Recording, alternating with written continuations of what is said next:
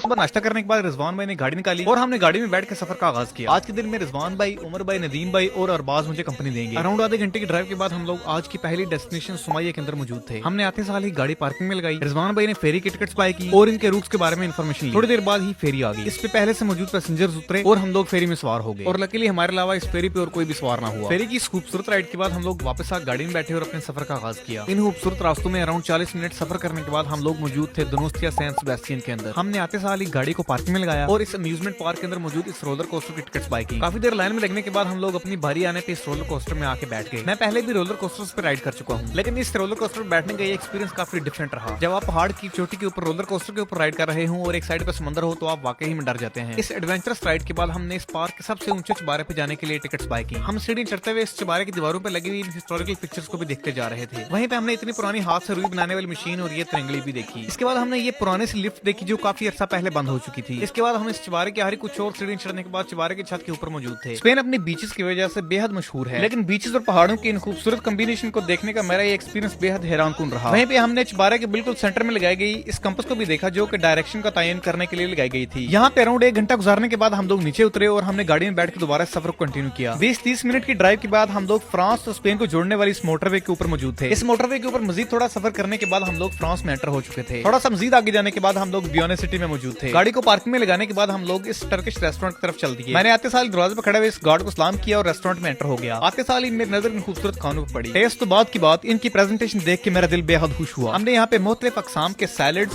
Fruits खाने और sweets खाने के बाद कावा पिया। थोड़ी देर बाद ही इनके टर्किश परफॉर्मर आ गई जिसने आके यहाँ पे रक्स किया और इसे देखने के बाद हमने इनसे इजाजत मांगी। यहाँ पे खाना खाने के बाद मैं आपको भी रिकमेंड करूंगा, अगर आप इस इलाके में हूँ तो आप जरूर इस रेस्टोरेंट को ट्राई करें। इसके बाद हमने मोटरवे ली और स्पेन की तरफ चल दिए।